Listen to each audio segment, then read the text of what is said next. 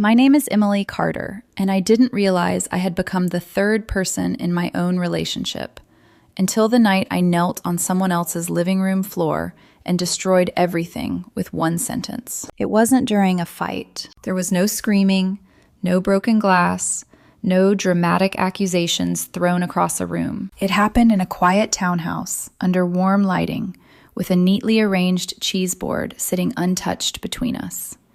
While everyone smiled, thinking they knew exactly how the night would go. "I want to apologize," I said, my voice steady, controlled, almost gentle. Across from me, my boyfriend, Michael, squeezed my hand like he was proud of me. Beside him, Diana smiled softly, her eyes full of approval. And on the other couch, Samuel, Diana's husband, sat upright, watching me with polite curiosity, completely unaware that his entire life was about to collapse. I could feel my heartbeat in my fingertips, in my throat, in the space behind my eyes. But I didn't hesitate, because by that point, I had spent 3 years being quiet, 3 years being understanding, 3 years convincing myself that I was secure, mature, not the jealous type. 3 years watching my own relationship slowly revolve around another woman, Diana. Her name had been in every conversation, every decision, every plan, like a shadow that never left, like someone who didn't just exist in our lives, but quietly owned a part of it. At first, I told myself it was normal. Everyone has that one best friend they never outgrow, right? I had believed that. I had trusted that. I had trusted him. But standing there that night, looking at the four of us arranged like some perfectly balanced social scene, I finally saw the truth with painful clarity. I wasn't his partner. I was the extra, the convenient one, the one who stayed, the one who adjusted. And Diana, she was the center. She always had been. So when I lowered myself onto one knee, just like Michael had coached me to do for this perfect apology, I knew exactly what I was about to do. I wasn't there to fix anything. I was there to end it. "My real apology," I said, turning toward Samuel, "is to you." The room went still. "I'm sorry I didn't tell you sooner that your wife has been seeing another man." That was the moment everything shattered. And strangely, it was also the first moment in 3 years that I finally felt free. I was 32 when I met Michael, and at the time I would have described myself as the kind of woman who liked order, because order felt safe. I worked as a project coordinator for a mid-sized logistics company, which meant my days were built on timelines, spreadsheets, calls that started 5 minutes late and still somehow managed to derail an entire afternoon. I liked structure. I liked knowing what came next. I liked people who meant what they said and showed up when they promised they would. Michael, on the other hand, was warmth. He had this easy, relaxed way about him that made people trust him quickly. He smiled with his whole face. He listened in a way that made you feel like your words mattered. When we first started dating, he asked questions other men usually skipped, about my family, about why I always double-checked restaurant reservations, about the scar on my wrist from when I fell off my bike at 11 and still insisted I was fine. He made me feel seen. That matters more than people admit. You can survive a lot on the feeling of being chosen. We met at a friend's birthday dinner. Nothing cinematic. No drink spilled across a shirt. No dramatic eye contact across a crowded room. He was sitting 2 seats away from me, laughing at a story someone was telling. And at one point, he leaned over and asked, "Are you having fun? Or are you mentally reorganizing the seating chart?" I looked at him, startled. "Was it that obvious?" He grinned. "Only to someone who does the same thing." That made me laugh, and that was it. That tiny, easy moment, the kind that doesn't feel life-changing when it happens, only important later when you replay where everything began. The first few months with him felt light in a way I hadn't realized I was craving. He brought me coffee without asking how I took it because he remembered. He sent good morning texts that didn't feel forced. He touched the small of my back when we crossed streets. He asked before making plans, included me in little things, made space for me in a way that felt natural. And then there was Diana. At first, she was just a name, then a story, then somehow a constant presence. Diana says this restaurant is overrated. Diana had the funniest reaction when I told her that. Diana thinks I should update my resume. Diana used to make this incredible baked pasta in college. It was always small enough to dismiss, casual enough to seem harmless. I remember the first time I really noticed it. We were having dinner at a little Thai place near my apartment, the kind with low golden lighting and tables so close together you could hear strangers arguing softly about parking. I was telling him about a difficult woman at work who kept rewriting project notes after meetings and then pretending she hadn't. He laughed, nodded, reached for my hand, and then said, "Diana does that too. She always says people rewrite history in real time when they know they're wrong." I smiled politely, but something inside me paused. Not because he mentioned her. Because he mentioned her the way some people quote a favorite book. Automatically, instinctively, like her opinions were already stitched into the lining of his mind. Still, I let it go. Because in the beginning, love makes excuses before it makes conclusions. And I wanted to be the kind of woman who didn't make problems where there weren't any. He told me Diana had been one of his closest friends since college. She was brilliant, funny, driven. She just got him, which I remember thinking was an odd choice of words for a married woman describing another man's emotional importance. But I didn't say that. I told myself grown adults could have deep friendships. I told myself insecurity ruins more relationships than trust ever does. So I smiled. I nodded. I adapted. When Michael invited me to dinners with Diana and her husband Samuel, I went. When weekend plans somehow became group plans, I adjusted. When Michael checked his phone during our dates because Diana was having a stressful day, I swallowed the irritation and reached for my water instead of a fight. The strange part was that Samuel was kind, quiet, observant, a little too careful with his words in the way people become when they have been disappointed too many times and learn to live around the sharp edges of it. He wasn't cold, he was tired. Even when he smiled, there was something absent in it, something dulled. I noticed that early. At dinners, Diana spoke over him without seeming to notice. Michael leaned toward her when she talked, really leaned, with that particular attentiveness men usually save for women they are trying very hard to impress.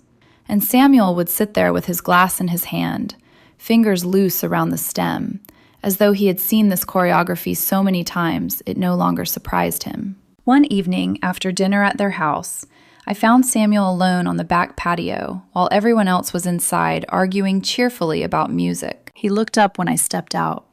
"Too loud in there?" "A little," I admitted. He gave me a small smile. It always gets louder when those two get into a conversation. Those two. Not my wife and your boyfriend, just those two. I should have paid more attention to the weight of that. Instead, I laughed softly and said, "They do seem to have a lot to say to each other." He looked down into his drink before answering. "Yeah, they always have." There was something in his voice then, flat, careful, almost practiced, that brushed against my skin like a warning. But by the time I turned the moment over in my head later that night, I had already softened it, already explained it away. That became a pattern. There were other moments too, moments that felt strange, then got buried under affection and routine. Michael asking Diana's opinion on paint colors for the living room before asking mine. Michael texting her pictures of a dog adoption event because she's great with names. Michael canceling one of our Saturday brunch plans because Diana really needed to vent, and then acting like I was unreasonable for going quiet. He always had an explanation, and he was good at sounding sincere. You know she's like family. You're reading too much into it. I just don't want you to think I can't have close friends. The last one worked on me more than it should have, because it made me feel like the problem before I had even finished forming the question. My relationship with his family only complicated that further. His mother adored Diana. Not openly, in a cruel way, not at first, but in small, polished ways that were almost harder to confront. "She's so thoughtful," she once said over dinner, smiling as Diana handed her a wrapped candle. Michael has always been lucky to have someone like her in his life. Someone like her. I was sitting right there when she said it. Michael just smiled like nothing about that sentence was loaded. His sister wasn't much different. She treated Diana like a fixture, like someone pre-approved, already woven into the family fabric. I was welcome, certainly, but Diana was established, familiar, comfortable, and I could feel the difference. It is a painful thing to be liked politely while another woman is loved effortlessly in the same room. But Michael kept choosing me at the end of every night. He came home with me. He kissed my forehead when I fell asleep on the couch. He wrapped his arms around me in the kitchen while pasta boiled over and said, "You know I love you, right?" And I did know it. Or at least, I knew he loved me in the way he was capable of loving me. At the time, I thought that was enough. I thought love could survive blurred boundaries. I thought patience was proof of maturity. I thought if I stayed calm, stayed kind, stayed reasonable, eventually I would stop feeling like I was sharing parts of my relationship with another woman who wasn't supposed to be inside it. I was wrong. Because what I thought was a background detail was already the foundation of everything that would eventually break me. Looking back now, I can pinpoint the exact period when discomfort stopped being occasional and started becoming constant. It wasn't one big moment. It was accumulation. Small things repeated often enough that they stopped feeling like coincidences. About 3 months into our relationship, Michael and I were planning a weekend getaway. Nothing extravagant, just a quiet cabin in the mountains. I had spent hours scrolling through listings, comparing reviews, imagining what it would feel like to finally have uninterrupted time together. No phones, no interruptions, just us. I remember showing him the photos on my laptop, leaning into him slightly as I scrolled. "Look at this one. It has a hot tub outside, and there's a hiking trail right behind it." He smiled, genuinely interested. "That looks perfect." For a moment, everything felt aligned, and then he said it. "Should we invite Diana and Samuel?" He said it casually, like it was obvious, like that was the natural next step. My fingers paused on the trackpad. "I kind of thought this would just be us," I said carefully, trying to keep my tone light. "You know, a couple's trip." He gave me that look. Not angry, not defensive, just disappointed. The kind that quietly suggests you're being unreasonable. "Diana's been really stressed with work," he said, "and Samuel could use a break too. It might be fun to have another couple there." Fun. That word felt wrong in that moment. Not because I didn't like them, but because I wasn't planning something fun. I was planning something intimate. There's a difference. "I really just wanted time with you," I said softly. And for a split second, I saw hesitation flicker across his face. Then it disappeared. "We spend time together all the time," he replied. "This way, it's more social, less pressure." Less pressure. Like being alone with me required effort. I should have pushed harder. I should have said no. Instead, I nodded. "Okay," I said. And just like that, the trip changed shape. What was supposed to be quiet mornings and long conversations turned into shared meals, group hikes, and Diana laughing across a fire, while Michael watched her with a kind of attention that didn't belong to me. That was the first time I felt it clearly. Not jealousy. Not exactly. Something sharper. Displacement. Like I had planned a space for us, and then been gently moved to the side within it. But I still told myself it was fine, because that's what you do when you love someone. You reinterpret discomfort as compromise. Except it didn't stop there. Diana wasn't just part of our social life. She was part of everything. She texted Michael constantly. Not occasional check-ins, not normal updates. Constant. At 10 at night, during dinner, on Sunday mornings when we were still half asleep, wrapped in blankets. "Did you see that documentary I told you about? Call me when you're free. I need your opinion on something. I found this place we should all try next weekend." There was always something. Always a reason. Always a thread pulling him just slightly away from me. One night we were out at dinner, just the two of us, finally. A small Italian restaurant, dim lights, quiet music. The kind of place where conversations slow down. He had just reached across the table to touch my hand when his phone buzzed. He glanced at it and then picked it up. "Sorry, it's Diana. She's trying to decide between 2 job offers. I waited. 10 seconds. 20. 30. He was already typing. The warmth from his hand faded from mine. "Michael," I said quietly. "Just a second," he murmured, not looking up. That second turned into 2 minutes, then 5. By the time he set his phone down, the moment was gone. "I'm sorry," he said. "She's just really stressed." I nodded. Of course she was. She was always something. Stressed, confused, excited, curious, always in need of him. And he was always there for her. The grocery store was where it finally started to feel absurd. I remember standing in the cereal aisle, holding a box of granola, while Michael took a photo and sent it.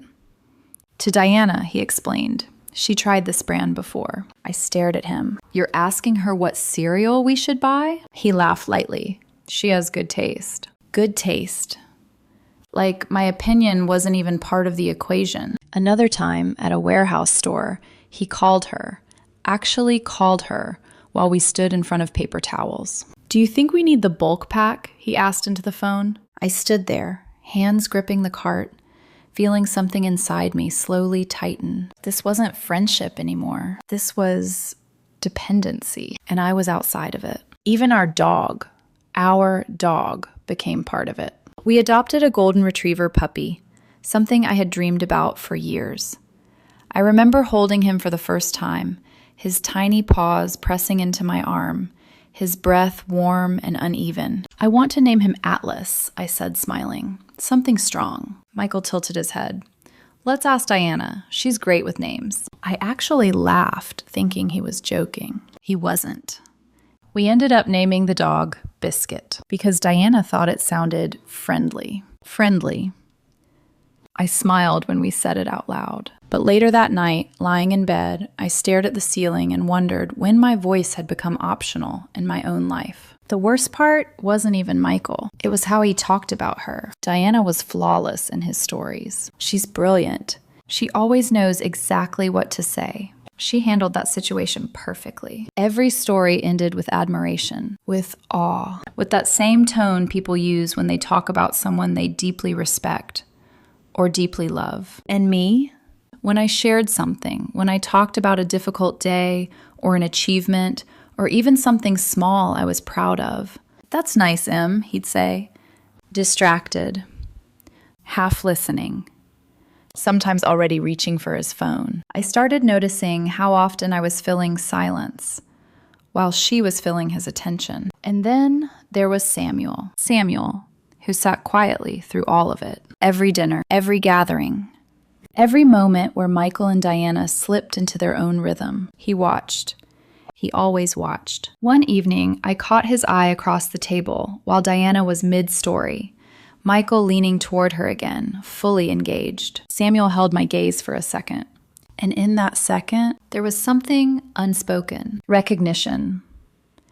Like we were both aware of the same truth, but neither of us was ready to say it out loud.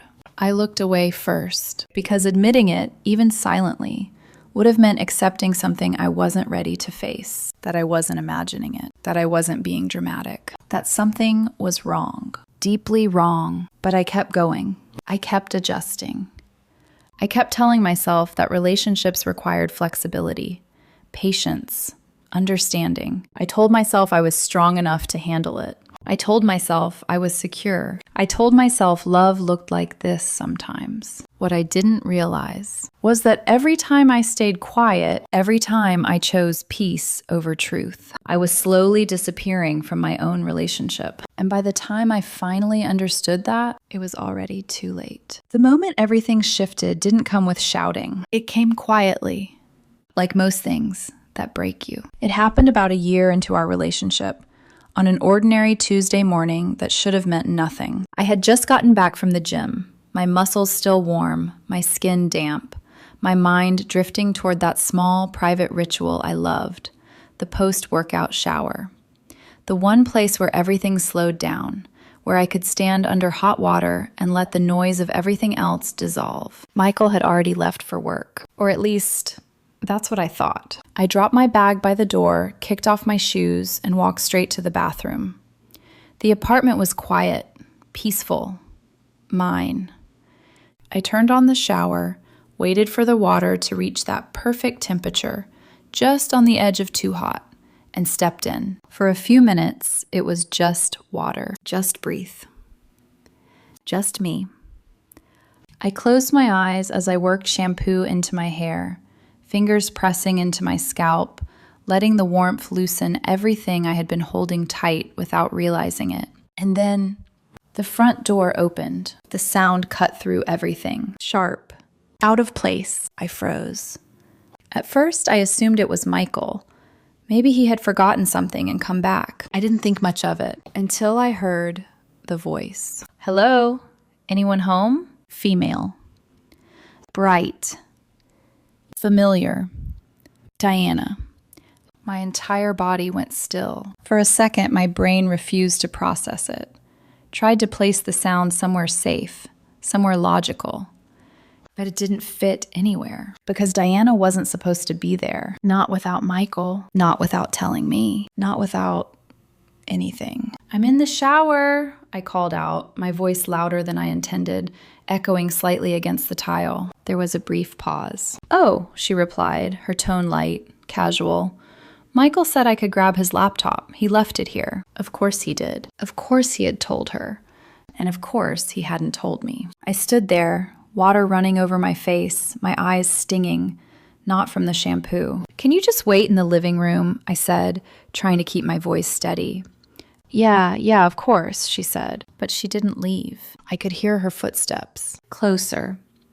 Not retreating. Approaching. The bathroom door was slightly open, just enough for steam to escape. And our shower? Glass. Clear. Transparent. A detail Michael had insisted on when we renovated. Feels more modern, he had said. Now it felt like exposure. Like I was standing inside a box with no walls. Diana? I called, my voice sharper now. Relax, she laughed softly. I'm just grabbing it. I moved quickly, rinsing my hair in rushed, uneven motions, my heart beating faster than it should have. This wasn't just awkward. This was wrong. When I stepped out, wrapping a towel tightly around myself, I felt invaded, not just physically, something deeper. I walked into the living room, and there she was, sitting on our couch. My couch. Michael's laptop already in her hands. Scrolling. Comfortable. Like she belonged there. She looked up when she saw me, smiling. Hey, she said, sorry about that. Michael thought you'd still be out. I stood there, water still dripping from my hair, my fingers tightening around the edge of the towel. Diana, I said carefully, next time, can you just text first? The smile flickered, just slightly. Oh, she said, I didn't think it was a big deal. Big deal. I felt something inside me shift. It is to me, I said. Silence stretched between us. Not loud, but heavy.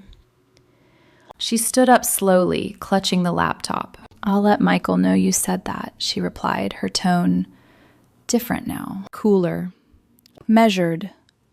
Then she walked out. The door closed behind her, and the apartment felt different, like something had been disturbed that couldn't be put back exactly the same way. That evening, Michael came home, and I knew the moment he walked in that she had already spoken to him. He didn't greet me, didn't ask about my day. He set his keys down and turned toward me, his expression tight. So, he said, you made Diana uncomfortable today.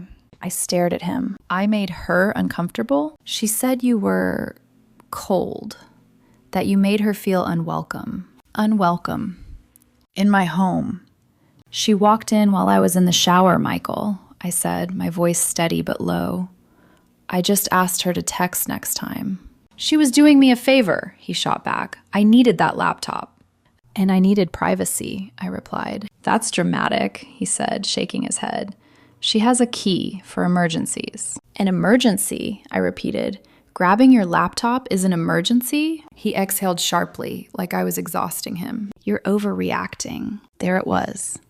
The familiar shift, the quiet redirection, not what happened, how I responded to it. I'm not overreacting, I said. I'm asking for basic boundaries. And I'm asking you to trust the people in my life, he said. Trust. That word again, always used like a weapon. Like if I questioned anything, it meant I was the one breaking something. Before I could respond, he added, "She felt embarrassed, Emily." I laughed. A small, disbelieving sound. She felt embarrassed? Yes, he said firmly. And I think you owe her an apology. The room went very still. I looked at him. Really looked at him. At the way he stood there, defending her. At the way his voice carried certainty. At the way my discomfort had somehow become my fault. You want me, I said slowly, to apologize because I didn't want someone walking into my home while I was naked. When you say it like that, you're twisting it, he replied. No, I wasn't twisting anything. I was finally saying it clearly. But what I didn't expect, what I truly didn't see coming, was what happened next. That same night, Michael invited Diana over to talk, he said, to clear the air. What actually happened was something else entirely. I sat in the armchair. They sat on the couch together, and for 45 minutes, they explained me to myself. Emily, Michael began, his voice calm, almost clinical. We think you might be dealing with some insecurity. We, not him. We. Diana nodded softly beside him, her expression full of concern. I understand how this might feel overwhelming, she added gently. Change can be hard. Change. Like I was the new variable. Like I was the disruption. I felt my fingers curl into the fabric of the chair. I'm not insecure, I said. I just want boundaries. Michael leaned forward. Sometimes boundaries can be a reflection of fear. Diana nodded again.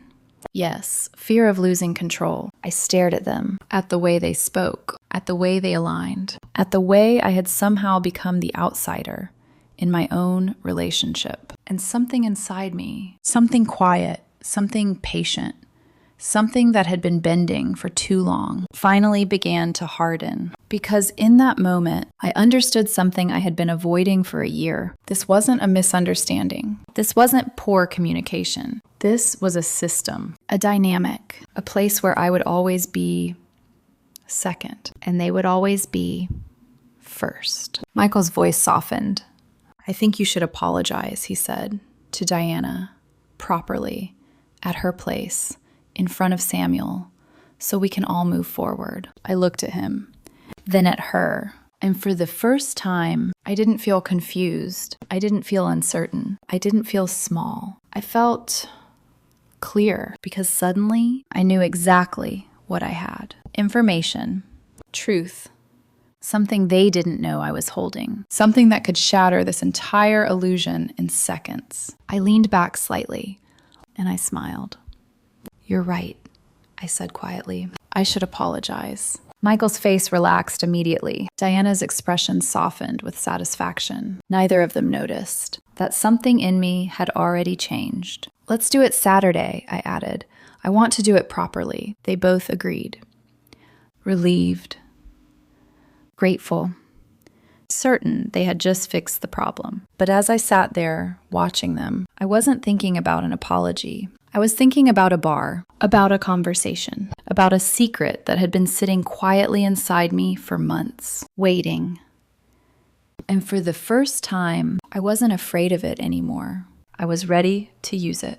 That night, after Diana left and the door closed behind her, the apartment didn't feel like mine anymore. It felt staged, like I had been sitting in the wrong role for too long and only just realized the script had never been written for me.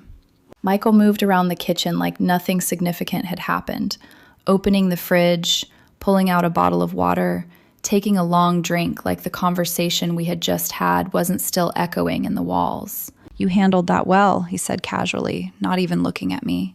Agreeing to apologize. That's mature. Mature. I watched him, really watched him. At the ease in his posture, at the way his shoulders had relaxed now that I had cooperated, at the quiet satisfaction in his voice. And something inside me tightened, not sharply, not explosively, but steadily, like a thread being pulled taut. I meant what I said, I replied. I want to do it properly. He nodded, finally glancing at me. Good. That's all I was asking for. No, it wasn't. He wasn't asking for an apology. He was asking for submission, for alignment, for me to accept a version of reality where my discomfort was a flaw to be corrected. And for the first time, I didn't argue. I didn't explain. I didn't try to make him understand. I just said, okay. Because something had shifted in me during that conversation. Something quiet. Something decisive. That night, I lay in bed beside him, staring at the ceiling, while his breathing evened out into sleep. I didn't touch him. I didn't move closer. I just lay there, replaying everything. The shower. Diana in our living room. The way Michael had looked at me, like I was the problem to be solved. The way they had sat together. We. That word kept echoing. We think, we feel, we believe, and I wasn't part of that we. I had never been. I turned my head slightly, looking at him in the dim light. For a long time, I had asked myself the same question over and over. Am I overreacting? Am I being too sensitive? Am I making something out of nothing? But lying there in the dark, something in me finally answered back. Number.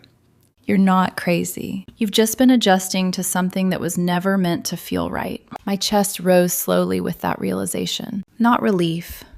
Not yet. Just clarity. And then, like a quiet door opening in the back of my mind, I remembered the night at the bar. The only time Michael had ever pushed for me to spend time alone with Samuel. You two should hang out, he had said, almost excited. Just the two of you. I think you'd really get along. I had almost laughed at the suggestion, because the only thing Samuel and I seemed to share was discomfort. But I had agreed, because that's what I did. I agreed. I adapted. I made things easier. The memory unfolded slowly now, sharper than before. The dim lighting of the bar, the smell of beer and something fried. Samuel sitting across from me, more relaxed than I had ever seen him. His shoulders slightly loose, his voice a little slower, like the weight he carried had slipped just enough for him to breathe. At first, it had been normal. Surface-level conversation. Work. Traffic. Weather. Two people trying to find common ground where none naturally existed. But then, after a few drinks, something shifted. He leaned forward slightly, his voice dropping. Can I tell you something? He asked. I remember hesitating. Okay. He gave a small, almost self-aware smile. You ever feel like loyalty gets boring? I had frowned. What do you mean? He let out a short breath, staring down at his glass. Like being tied to the same person, same routine, same expectations.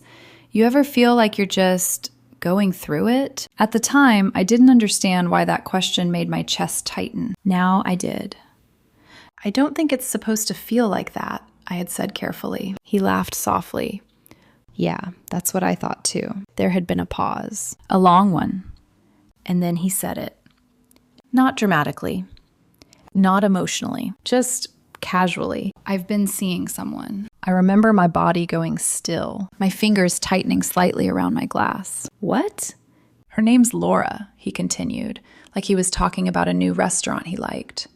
We met through work. It's been about 6 months. 6 months. I had stared at him, my mind scrambling to catch up. Diana doesn't know? He shook his head. No. There had been something strange about the way he said it. Not guilty. Not ashamed. Just tired. Like the secret itself was heavier than the betrayal. We meet at a hotel downtown, he added. I use a separate email. Keeps things clean. Clean. That word had stayed with me. Like betrayal could be organized. Managed. Sanitized. I didn't know what to say. Didn't know what reaction was appropriate. So I sat there. Silent. And he took that silence as understanding, as permission, as shared perspective. You get it, right? He had said. You're in a relationship too. No, I didn't get it. What I got. Was that the man sitting across from me? The husband of the woman who had slowly inserted herself into every corner of my life? was not who he pretended to be. And the woman my boyfriend admired more than anyone else had built her life around someone like that. I remember asking one question: "Why are you telling me this?" He had shrugged. "I don't know. You seem reasonable." Reasonable, like that meant I would keep his secret. And I did. For months, I did. Not because I agreed with him. Not because I thought it was right. But because I didn't want to detonate something I wasn't ready to deal with. Because I didn't know what the fallout would look like. Because part of me still wasn't sure where I stood in all of it. But now I knew. Lying in bed that night, staring at the ceiling while Michael slept beside me, that memory didn't feel confusing anymore. It felt sharp, clear, useful. Because suddenly, everything aligned. Michael defending Diana. Diana moving through my life like she had ownership. Samuel sitting quietly, watching everything unfold. And me, standing on the outside of a dynamic that had been built long before I arrived. But they had made one mistake. They had assumed I would stay quiet forever. They had assumed I would keep adjusting, keep shrinking, keep accepting. I turned onto my side, facing away from Michael, my fingers resting lightly against the blanket. And for the first time since all of this started, I wasn't asking myself what I should tolerate. I was asking myself what I was willing to do. Saturday was coming, and for once, I wasn't afraid of the outcome. I was ready for it. From the moment I agreed to apologize, everything became a performance. And Michael, he became the director. Wednesday morning, he woke me up earlier than usual. I remember the soft gray light filtering through the curtains, the quiet heaviness of a day that hadn't fully begun yet. "Em," he said gently, nudging my shoulder, "we should go over what you're going to say." I opened my eyes slowly, still caught between sleep and awareness. "What?" "The apology," he said, already sitting up, already focused. "We should structure it properly." Structure. Like this was a presentation. Like this was something that could be optimized. He handed me a cup of coffee and a notepad. "I've been thinking about it," he continued. "You need to hit certain points." I sat up, the blanket slipping down slightly, my fingers curling around the warm mug as I watched him. "Okay," I said, not because I agreed, but because I wanted to see how far this would go. He started listing them. "You need to acknowledge that you are coming from a place of insecurity." He spoke calmly, confidently, as if it were already true. "You need to validate how Diana felt, that she was just trying to help." I nodded slowly, my expression neutral. "And you should thank her," he added, "for being patient with you." Patient. The word landed differently now. Not gentle. Not kind. Condescending. He leaned closer, watching my face. "You understand, right? This isn't just about saying sorry. It's about rebuilding trust." Trust. Again. Always that word. As if trust meant silence. As if trust meant not questioning something that felt wrong. I took a slow sip of my coffee. "I understand," I said. And I did. Just not in the way he thought. The next hour turned into a rehearsal, not a conversation. A rehearsal. Michael corrected my tone. "No, softer," he said. "You don't want to sound defensive." He adjusted my phrasing. "Don't say I felt uncomfortable.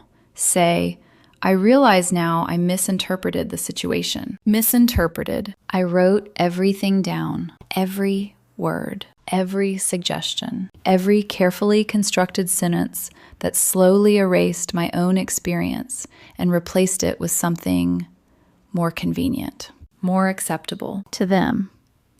By the end of it, I had a full script. Neat, polished, completely false. "Perfect," Michael said, satisfied. "This is exactly what we need." We.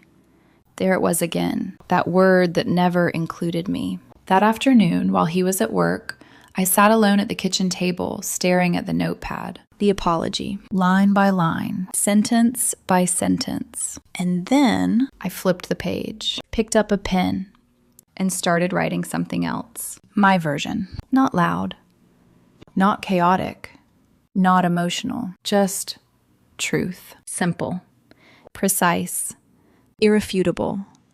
I wrote slowly, carefully, feeling something settle inside me with each word. This wasn't about revenge. Not really. This was about correction, about restoring something that had been distorted for too long. Thursday was what Michael called preparation. He stood in the bathroom with me, both of us facing the mirror. "Okay," he said, studying my reflection like I was a project. "Let's work on your expression." I almost laughed, but I didn't. "You need to look sincere," he continued, "not forced." "I am sincere," I replied softly. He nodded. "Good, then it'll be easy." He adjusted my posture. "Relax your shoulders." He tilted his head slightly. "Don't look defensive. Open your expression." I watched myself in the mirror, my face, my eyes. And for a moment, I didn't recognize myself. Not because I had changed, but because I had been adapting for so long. I had forgotten what I looked like without it. "Try again," he said. "I'm sorry," I began, my voice controlled. "No," he interrupted. "More humility." Humility. I swallowed. "Tried again." "I'm sorry." "Better." He nodded. "That's it." But what he didn't see, what he couldn't see, was that behind that expression, something else was forming. Something quiet, something steady, something that no longer needed his approval. By Friday, everything was set. Michael checked my outfit. "You don't want to look too formal," he said, "but not casual either. Something respectful." Respectful. I chose a simple dress, neutral, calm, unthreatening, exactly what they expected. That afternoon, while he was out, I opened my laptop and saved my version of the speech. Not under notes, not somewhere obvious. I labeled it something he would never open. Tax documents. Michael avoided anything financial like it might personally offend him. It felt almost poetic. Saturday arrived with a strange kind of stillness, the kind that comes before something irreversible. Michael was in a good mood, relaxed, confident, like he believed this was the beginning of everything getting better. "You're going to feel so much lighter after this," he said as we got ready. I looked at him. "You think so?" "I know so," he replied.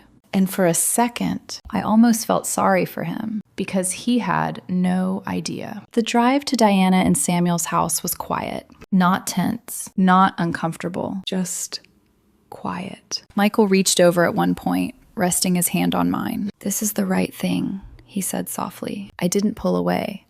I just nodded. Outside, the sky was dimming into evening, the light fading into that soft blue that makes everything feel suspended. We pulled into their driveway exactly on time. Michael insisted on punctuality. "Shows respect," he always said. The house looked the same as always. Neat. Ordered.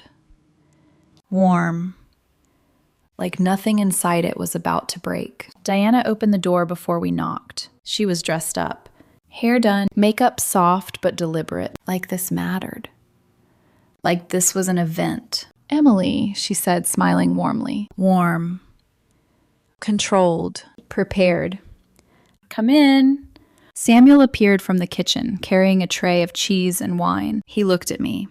Just for a second, and something passed between us again. That same quiet recognition. That same unspoken understanding. But this time, I didn't look away. We all sat down, Diana and Samuel on one couch, Michael and me on the other. The table between us carefully arranged. Everything in place. Everything ready. Michael squeezed my hand. A signal. It's time. I inhaled slowly, exhaled. And in that moment, everything inside me became still. Not nervous, not afraid, just certain. Because for the first time since this all began, I wasn't reacting anymore. I was choosing. And what they thought was an apology was about to become something else entirely. Before I spoke, before I changed everything, there was one last moment where everything inside me almost collapsed. It happened in the seconds right before I stood up, before I opened my mouth, before the truth left my body and entered the room. Because as we sat there, 4 people arranged so neatly, so politely, I suddenly became aware of something I had been avoiding for a long time. This was the last version of my life where everything was still intact. Fragile, distorted, painful, but intact. Michael's hand was still wrapped around mine. Diana was still smiling softly, her posture relaxed, confident in the outcome. Samuel sat across from me, quiet, unaware, still living inside a reality that hadn't yet been cracked open. And me, I was still the woman who had stayed. For 3 years, I had chosen this. Not once, but repeatedly. I had chosen silence over discomfort, understanding over confrontation, patience over truth. I had told myself that love required compromise. That maturity meant restraint. That being secure meant not reacting to things that made me feel small. But sitting there in that room, I finally asked myself something I had never allowed myself to fully say out loud. When did compromise turn into erasure? My chest tightened. Not sharply, not dramatically. Just a slow, heavy pressure that made it harder to breathe. I looked at Michael, at the man I had loved, the man who had once made me feel seen. And I tried to find that version of him again. The one who had leaned over at that dinner table and asked if I was reorganizing the seating chart in my head. The one who remembered how I took my coffee. The one who made space for me. But sitting there now, he didn't look like that man. He looked certain that I would say what he wanted, certain that I would fall back into place, certain that whatever discomfort existed in our relationship could be corrected by adjusting me. And something in me broke quietly, not loudly, not visibly, just broke, because I realized I had been fighting for something that no longer existed. Maybe it hadn't existed for a long time. Maybe I had just been holding on to the memory of it. I glanced at Diana, at the ease in her body, at the way she occupied space in my life like it belonged to her. And for a brief, painful moment, I wondered what it would feel like to be her, to be the one who was listened to, consulted, centered, to be the one whose opinion mattered without question. But that thought didn't last, because just as quickly, I saw something else. I saw the pattern. I saw the dynamic. I saw the way she and Michael moved around each other like they were already aligned. And I saw myself on the outside of that alignment. Not because I wasn't enough, but because I had been placed there, gradually, quietly, consistently. My fingers loosened slightly in Michael's hand, and for a second, I almost pulled away, almost stood up, almost said, I don't want to do this. Almost chose to walk out, to leave everything as it was, messy, unresolved, but intact. Because what I was about to do was irreversible. It wouldn't just hurt Michael. It wouldn't just hurt Diana. It would shatter Samuel. It would collapse something that, however flawed, had still been standing. And I felt that weight. I felt the gravity of it pressing down on me. My throat tightened. My eyes burned slightly, not from sadness, from clarity. Because the truth is, there is a moment before every major decision where you are still allowed to turn back, where you can still choose comfort over truth, silence over consequence. And that moment is often the hardest one because it asks you to decide who you are. I closed my eyes briefly, just for a second. And in that second, everything became very simple. If I stayed silent, nothing would change. Michael would continue choosing her. Diana would continue existing inside my relationship. Samuel would continue living a lie. And I would continue disappearing. That was the future I had already been living. The only difference was that now I could see it clearly. My eyes opened. The room came back into focus. The soft light. The untouched wine glasses. The careful arrangement of everything that was about to fall apart. Michael squeezed my hand again, a subtle signal. Now, it's time. I inhaled slowly. And this time, I didn't hesitate. Because whatever happened next, at least it would be real. And for the first time in a long time, that mattered more than keeping the peace. I gently pulled my hand away from his and stood up. I stood there for a second. Just long enough for the room to notice the change. Michael's hand lingered in the air where mine had been. Diana straightened slightly, her smile softening into anticipation. Samuel looked up at me, curious, but still calm. They were all waiting for the version of me they had rehearsed. The one Michael had built. The one Diana had approved. The one that would make everything comfortable again. I took a slow breath. Michael, Diana, I began, my voice steady, controlled. Michael nodded encouragingly, his eyes warm. Take your time, he said softly. I almost smiled, because he had no idea what was coming. I've been doing a lot of thinking these past few days, I continued, letting my gaze drop briefly, just like he had coached me. About my behavior, about how I reacted, about what I might have misunderstood. Diana's shoulders relaxed. Michael leaned back slightly, satisfied. Good. They believed it. I realize now, I said, that some of my reactions came from a place of insecurity. Michael exhaled softly, like a problem had just been solved. Diana nodded gently. It's understandable, she said. I continued. And that's not fair to you, I added, looking at her. You've always been supportive. The words tasted strange in my mouth, but my voice didn't shake. Not once. Michael's hand rested lightly on his knee, his fingers relaxed, his posture open. Proud. God, he looked proud. And I want to take responsibility for that, I said. Yes, he murmured quietly. That's good. I paused. Let the silence settle. Let them sink into the version of reality they had created. Then I shifted my gaze. Slowly. Deliberately. From Diana to Samuel. Something in his expression changed the moment I looked at him. Not fear. Not yet, just attention, focused, present. Samuel, I said. The room stilled. Diana's smile flickered slightly. Michael's head tilted. Confusion. Small.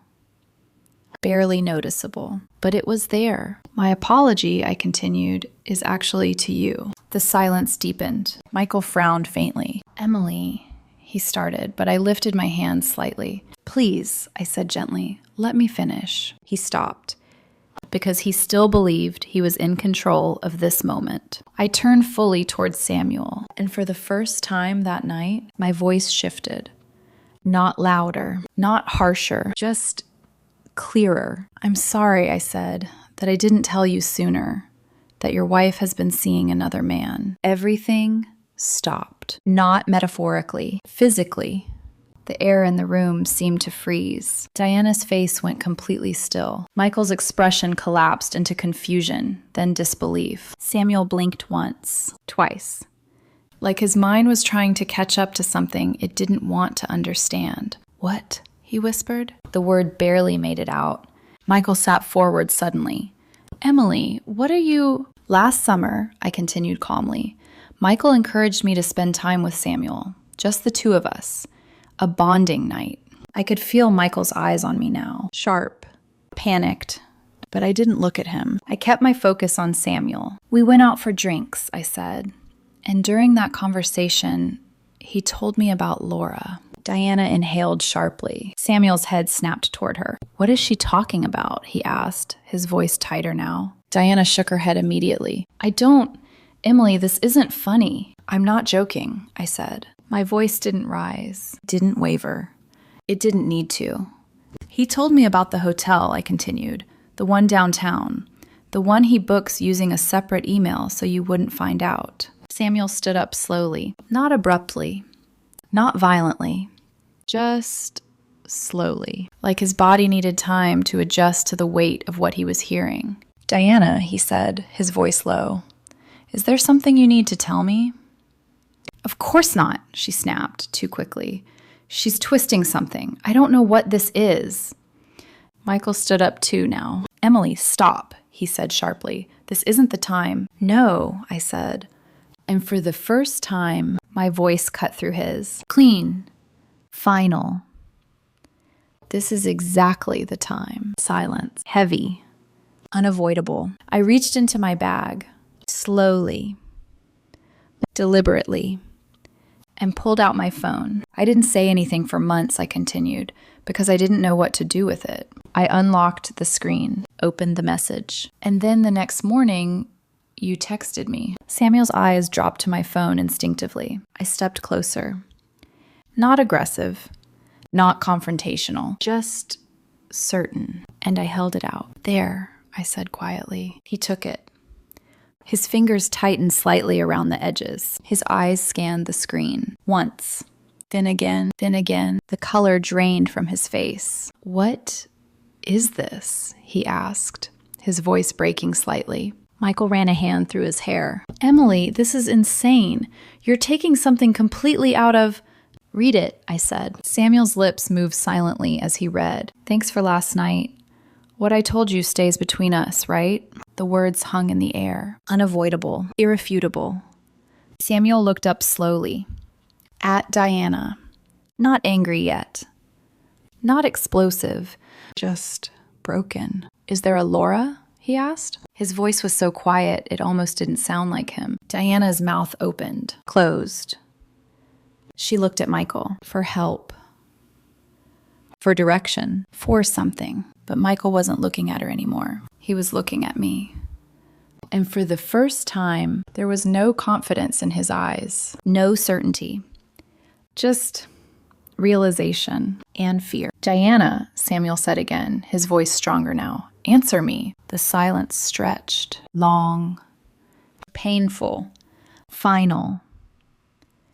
And in that silence, everything shifted. Because for the first time since I'd walked into that house, I wasn't the one being questioned. I wasn't the one being corrected. I wasn't the one being reshaped. The truth was, and it didn't need help. It didn't need explanation. It just existed. Samuel's shoulders dropped slightly. And in that small movement, I knew he had his answer, even before she said it. The silence didn't break all at once. It fractured. Slowly. Unevenly, like something collapsing from the inside out. Samuel was still holding my phone, his eyes locked on the screen, like if he looked away, it might stop being real. Diana finally moved. One step forward. Samuel, I can explain, she said, her voice softer now, stripped of that calm control she always carried. He flinched. Not dramatically. Just a small, instinctive recoil. Explain what? He asked. Not angry. Not yet. Just hollow. Michael stepped in quickly, his voice sharper, desperate to regain control. This is ridiculous, he said. Emily is twisting something that was clearly taken out of context. Stop, I said. He turned to me immediately. Emily, you're making a mistake. This isn't... No, I repeated, quieter this time. You don't get to manage this anymore. That landed harder than I expected. Because for the first time, he didn't have a response ready. Samuel looked up again. At Diana. Is it true? He asked. 3 simple words, but they carried everything. Diana's lips parted, closed. Her eyes flicked toward Michael again, then back to Samuel. And in that hesitation, in that one small, unmistakable pause, everything was confirmed. Samuel let out a breath that sounded like it came from somewhere deep, somewhere worn down over years. I asked you a question, he said, his voice steadier now. This time, she couldn't avoid it. Yes, she whispered. The word barely made it into the room, but it hit like a collapse. Samuel didn't shout, didn't throw anything, didn't even step forward. He just stood there, still. And somehow that was worse, because anger burns out. Silence stays. How long? He asked. 6 months, she admitted, her voice shaking now. 6 months. I saw the number land in him. Not like a shock, like confirmation, like something he had already suspected, now given shape. He nodded once, slowly. Okay, he said. Just that. Okay, and then he looked at me, not with blame, not with anger, with something else, something closer to understanding. Thank you, he said quietly. Diana's head snapped toward him. What? She said, her voice breaking. You're thanking her? She told me the truth, he replied. You lied. That was it. That was the line. Clear. Simple. Unarguable. Michael exhaled sharply, pacing now, his hand running through his hair again. This is insane, he muttered. All of this over what? I asked. He stopped, turned to me. You had no right, he said. There it was. Not denial. Not confusion. Control. You held on to this for months and chose now to drop it like this, he continued. Do you have any idea what you've done? I looked at him, really looked at him. And for the first time, I didn't feel the need to defend myself. You're right, I said. That threw him off. He blinked. What? You're right, I repeated. I chose this moment. Silence. But you chose everything before it, I added. You chose to ignore me. You chose to prioritize her. You chose to make me feel like I was the problem, for asking for basic respect. His jaw tightened. That's not the same thing. No, I said calmly. It's not. Because what I did ended something. What you did slowly erased me inside it. That landed deeper than anything I had said all night. He didn't argue. He couldn't. Behind us, Diana had started crying. Not loudly. Not dramatically. Just quietly. The kind of crying that comes when the structure you've been standing on finally gives way. Samuel, please, she said. He didn't look at her. Ask him, I said softly. The room shifted again. Michael frowned. What? Ask him, I repeated, nodding slightly toward him. Samuel's eyes moved from Diana to Michael. Slowly, deliberately, Michael went still. Michael, Samuel said. Just his name. Nothing more. But it was enough, because suddenly, everything that had been hidden in subtlety was standing in plain sight. Michael hesitated. And that hesitation said everything. Samuel let out a short, hollow laugh, not amused, not bitter, just done. Unbelievable, he murmured. Diana covered her mouth, her shoulders shaking. Michael didn't speak. For once, he had nothing. I stepped back slightly, not out of discomfort, out of distance, because this part was no longer mine. This was theirs, their consequences, their collapse. I think we should go, I said quietly. Michael didn't move. He was still staring at me, like he was trying to understand when he had lost control of the situation. Michael, I said again, softer this time. That brought him back. He nodded once, barely, and we walked toward the door. Behind us, Diana's voice broke again. Samuel didn't respond. The door opened. Cool air hit my skin, and for the first time that night, I could breathe. When we got into the car, the silence was immediate, heavy, dense, unavoidable. Michael stared straight ahead, his hands tight on the steering wheel. You destroyed everything, he said finally. I leaned back in my seat. No, I replied. You did. He shook his head. You could have handled that differently. Like how? I asked. He didn't answer, because there wasn't a version of this where the truth stayed hidden and everything remained intact. When we got home, he walked straight past me. No goodbye. No words, just distance. The bedroom door closed behind him. Not slammed, closed. And that was worse. I stood in the living room for a moment, alone. The same space that had once felt shared now felt empty in a different way, not missing something, cleared. Over the next few days, everything unraveled exactly the way it was always going to. There were messages, calls, reactions. Some people were shocked. Some were angry. Some quietly stepped back when they saw the truth for what it was. Samuel filed for divorce. Quickly, decisively, no hesitation. Michael's social circle shifted almost overnight. The same people who once admired Diana's perfect judgment started asking questions, started connecting things, started seeing what had always been there. And Michael couldn't explain his way out of this. Not this time. Because there was no narrative strong enough to override reality. At home, the distance between us grew faster than I expected. Not loud. Not explosive. Just final. We stopped talking, stopped eating together, stopped existing in the same space as anything more than two people waiting for something to end. One morning, about a week later, I realized something simple. The lease was in my name. Michael had moved in with me, not the other way around. I stood in the kitchen, staring at that realization like it was the last piece of a puzzle finally falling into place. When he came out of the bedroom later, I said it calmly. "You should start looking for somewhere else to stay." He froze. "You're serious?" "Yes." He let out a short laugh. "Incredible." "No," I said quietly.